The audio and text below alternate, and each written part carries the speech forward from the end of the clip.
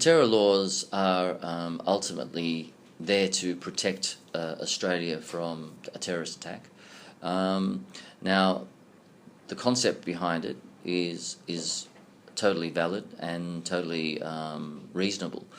However, the implementation of it has not always been as smooth on the ground, and whilst we would try to be fairly objective about terrorism, unfortunately, because of what's going on internationally in the Middle East and in various countries around the world where some Muslims have been implicated with terrorist attacks, such as in Paris, that automatically makes us feel a little bit more tense when it comes to the potential for a terrorist attack in Australia, most likely being carried out by someone of an Islamic background. But it doesn't mean that that we should approach it that way. We should really be vigilant, and we should look at the issues objectively and not stigmatise and racially profile or religiously profile Muslims, because it affects us when we go to the airport. It affects us when we even shopping.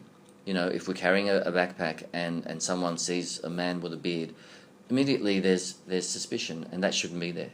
And so that comes back down to our authorities and our leaders, political leaders, making sure that people understand that we are keeping Australia safe. We are not we're not targeting a particular segment of community, and we should be very, very careful and train our security authority workers, such as people that work at airports and also our police, about the dangers of racial profiling and how to deal effectively with different cultures. And that goes for Indigenous culture, Islamic culture, and there are very sensitive issues around Jewish, Sikhs and Hindus we need to be aware of. And I think that cultural competency is an important part of the overall package of anti-terrorism laws.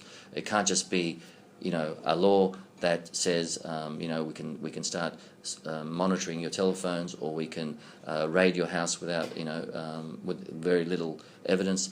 Those types of things should not be targeting just Muslims. I think we'll fall down we'll go down a very rocky road of destabilising our community and alienating one segment of it if we continue down that path. So I just think that hopefully the terror laws and the approach to it is reviewed and monitored on a fairly regular level, so that we don't fall into that trap of racially profiling people. Of course, the halal story is very easy to manipulate, and it's been beaten up by the anti-Muslim groups out there, like the Reclaim Australia people. There's a lot of innuendo and misconceptions and stories being bandied around about halal being a tax on our food, and it's being funneled into terrorist organisations. Authorities have investigated these claims. Even though they're outrageous, they've investigated them, and there has been no link to halal and terrorism, number one. Most of the halal money, which is usually a very small fee, it's estimated that about 1% of the cost of a food item is increased by the halal certification process. That money that goes into the halal certification, which is quite small, is funneled back into the Muslim community. I know that for a fact.